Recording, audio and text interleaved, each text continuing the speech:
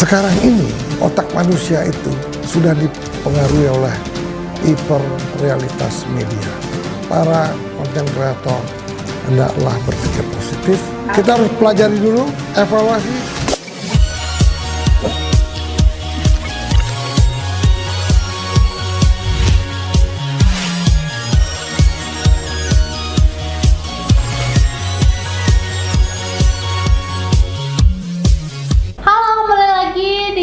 Channel Mr. Puisi. Oke, kali ini kita akan berbincang-bincang kembali dan membahas topik-topik terkini yang tentunya seru-seru banget yang akan kita bahas bersama Mr. Puisi. Jadi sebelum kita berbincang-bincang, kita sapa dulu Mr. Puisinya hari ini. Halo Mr. Puisi. Halo. Halo. Nah, Mr. Puisi kan udah tahun baru nih Mr. Puisi. Gimana kabarnya? Kabarnya baik.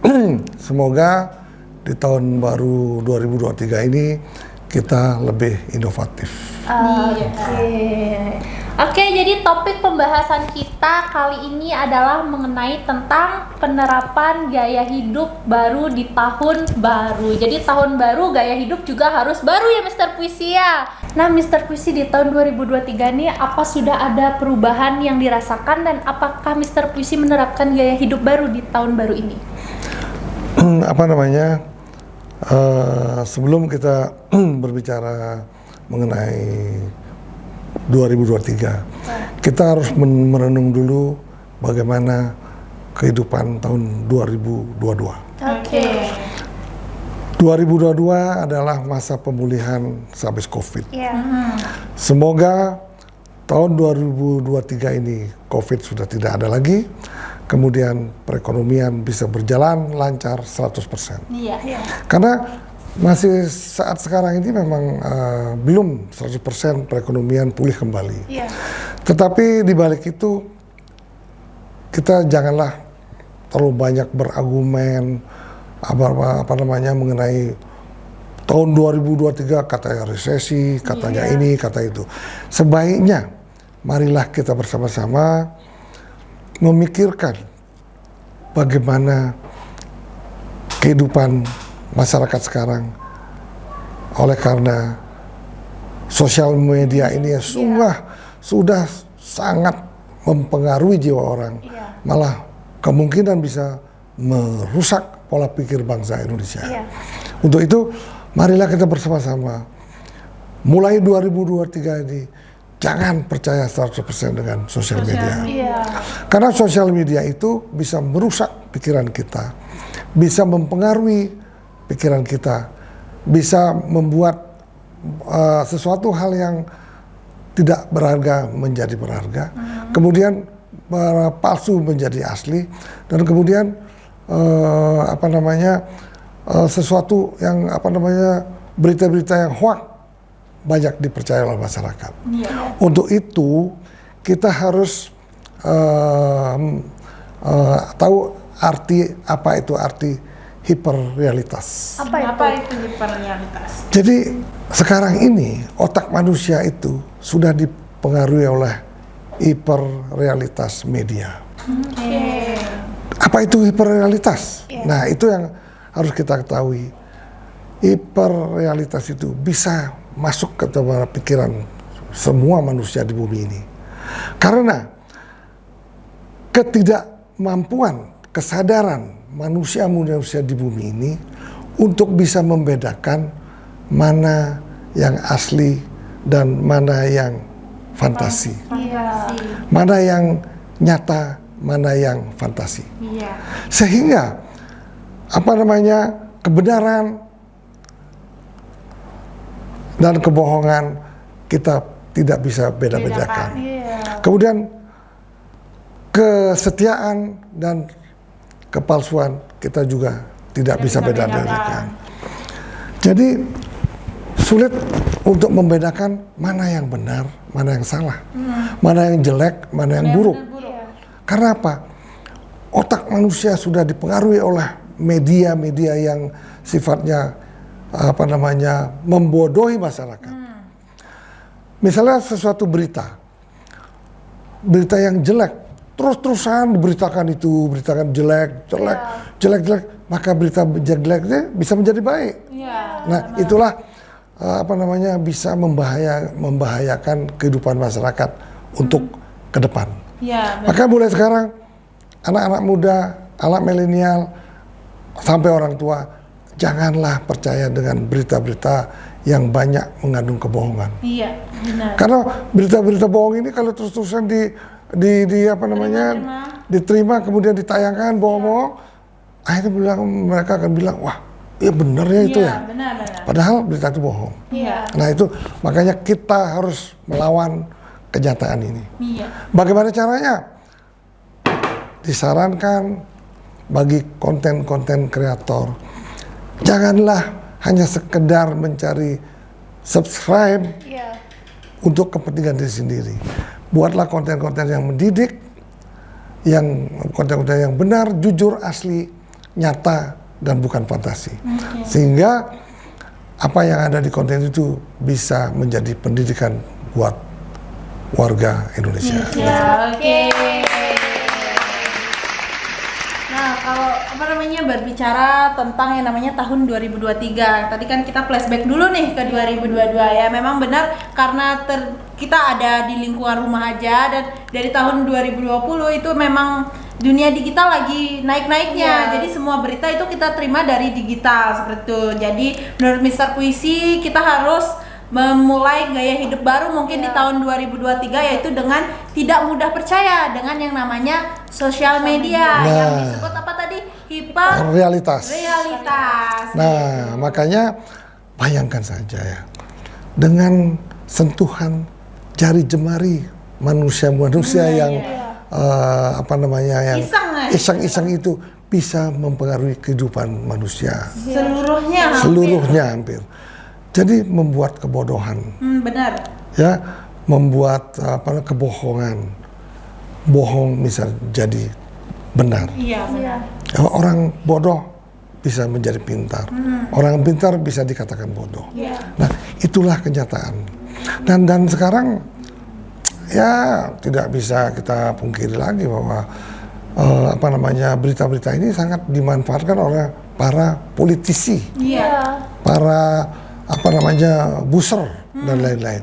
Sehingga mudah-mudahan melalui konten ini kita menghimbau kepada para konten kreator, hendaklah berpikir positif demi kebaikan bangsa Indonesia. Iya, benar. Janganlah menipu, janganlah membuat berita-berita bohong untuk kepentingan sesaat. Pikirlah bangsa ini adalah bangsa yang besar apabila kita ingin bangsa ini maju dan besar.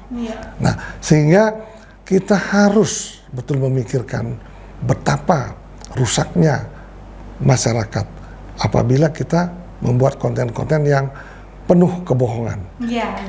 Karena hiperrealitas ini bisa menyebabkan kebohongan bisa jadi kebenaran. Itulah. Nah, Mr. Puisi, kalau berbicara tentang kebohongan nih, Mr. Puisi ada nggak sih pengalaman yang Mr. Puisi rasakan akan adanya pengaruh sosial media terhadap diri Mr. Puisi? Ya, nggak usah saya. Mungkin Cika aja mungkin tahu. Pernah nggak merasakan? Mungkin Cika belum tahu apa sih hiperrealitas. Tetapi kenyataannya sudah ada di dalam sosial media. Pernah nggak merasakan ini? Coba ceritakan. Pernah. Mama saya contoh ya. Nah, kalau misalkan di sosial media tuh kan ada kayak pemutih badan yang kayak gitu. Dia tuh percaya gitu aja, padahal misalkan kayak contohnya sabun itu belum tentu kan bisa buat putih seketika sekali oles.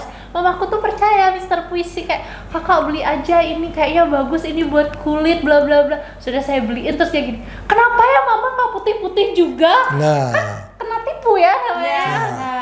Nah, itulah promosi kebohongan-kebohongan yang tiap hari ditayangkan di sosial media menjadikan sebuah kebenaran bagi orang yang tiap hari melihatnya. Ya ternyata kan mama atau mungkin teman-teman yang lain juga banyak terpengaruh dan banyak terpancing juga kan. Ya, tapi jangan salah ya, kadang-kadang promosi itu tidak semuanya tidak benar. Tidak semuanya tidak benar. Makanya sebelum kita melihat orang berpromosi, kita teliti tuh masuk akal nggak ini? Benar. Logika nggak? Masuk logika kita nggak? Kalau enggak ya nggak usah dibeli. Iya, itu. Ya, itu loh. Makanya kita juga nah sekarang hati-hati. Banyak kosmetik yang beredar di marketplace. Iya. Kadang-kadang orang menjual kosmetik yang sudah terkenal. Ya. Iya, benar.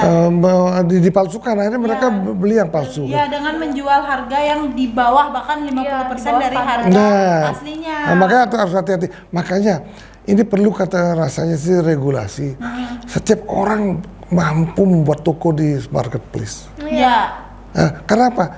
Dengan sistem dropship yang ada di marketplace itu yang menyebabkan banyak barang-barang palsu dibeli oleh masyarakat. Iya, benar. Nah, makanya kalau ada orang yang bagus, berkualitas, memang sudah terbukti, separuh harga jangan percaya. Iya, benar. Karena itu kecuali mereka lagi ngadain diskon Iya, big diskon. sale gitu mungkin kita masih bisa percaya, tapi kalau bagi saya untuk teman-teman nih yang mau berbelanja di marketplace terutama itu pastikan dulu barangnya itu berasal dari office-nya langsung, jangan membeli barang di luar itu. Kalau bisa, kalaupun mau beli di luar itu pastikan dulu barangnya itu harganya beda tipis lah, jangan sampai anjlok di bawah, karena banyak sih Mr. PC kalau di marketplace, contoh paket make up, make up yang harganya kalau satuan kita beli satu bedak aja nih harganya 80.000, tapi ketika dijadikan satu paket harganya cuma 160. Itu udah tidak masuk akal ya. Itu juga dapat membahayakan. Makanya hati-hatilah. Sekarang apabila kita melihat informasi iklan ada di sosial media ataupun di mana saja di televisi. Nah, kalau di televisi rasanya masih positif, masih. Dalam lindungan Nah, gini ya. itulah kelebihannya televisi itu sebenarnya. Tetapi sekarang udah ada jutaan televisi di dunia ini, tetapi televisi yang tidak berizin. Iya. Nah, itu makanya kita harus bisa memilah-milah informasi apa yang baik dan buruk. Kita lihat dulu, baca dulu iklannya, kemudian kita evaluasi, pikirkan kalau memang itu baik kita terima.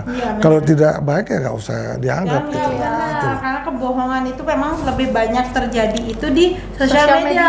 Bahkan melakukan sebuah kejahatan pun sekarang dilakukannya di sosial media. Contohnya dengan menawarkan apa kepada orang dan orangnya percaya, disuruh bayar dulu. Nanti yang paling parah sih sekarang itu ada SMS yang selamat Anda mendapatkan mobil.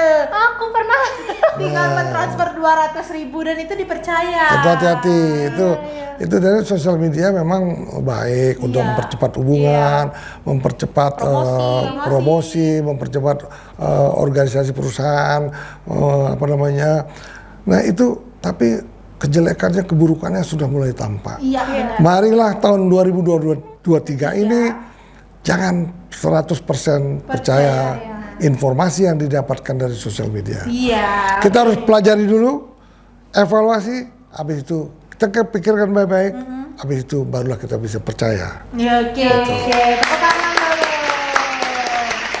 Nah, dari Cika ada lagi nggak yang mau ditanyakan? Mr. Puisi, sebagai seorang seniman, konten kreator, pengusaha, apakah akan diterapkan gaya kerja baru agar karyawannya lebih fun lagi di dalam lingkungan kantor? Jadi istilahnya sekarang banyak orang bilang business is fun. Business is fun. Jadi terlalu ngatur, terlalu saklek, tiba-tiba dia ngedumel di belakang. Bapak kasih kebiasaan, kasih target, dia bisa laksanakan, ya udah cukup. Kalau dia bisa melaksanakan lebih dari target, itu kita harus juga bisa menghargai gitu loh. Nah, itu loh. Jadi bekerja itu sekarang baiknya bekerja tidak di ruangan tertutup ya. Kita bisa kerja di ruangan terbuka, rame-rame, kemudian ada kopi sebelah kita, ada ruang duduk. Nah, coba lihat kantornya Google. Ya, mereka tuh rame-rame di ruangan, boleh bercanda boleh, dia duduk di bawah, di lantai, di mana, tetapi kerjaannya tetap target terpenuhi. Gitu loh. Nah, daripada kita udah semua tertib, berada di ruangan masing-masing, pintu tertutup, pintunya pakai kaca gelap, tiba-tiba lihat main game. Nah, kemudian tidak ada prestasi. Sudah selesai kerjaannya belum, Pak? Sama dengan bohong. Ya itulah, makanya kita harus sekarang terbuka, kerja dengan fun, tersenyum, tapi kerja keras. Tetap yang penting adalah tanggung jawab. Jawab yang oke.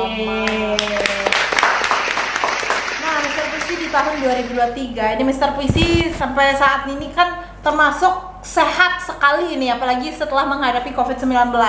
Ada nggak sih tips untuk menjaga kesehatan atau Mr. Puisi menerapkan gaya hidup sehat yang baru nih di tahun baru 2023 ini? Nah, ada hikmahnya COVID melanda dunia. Oke.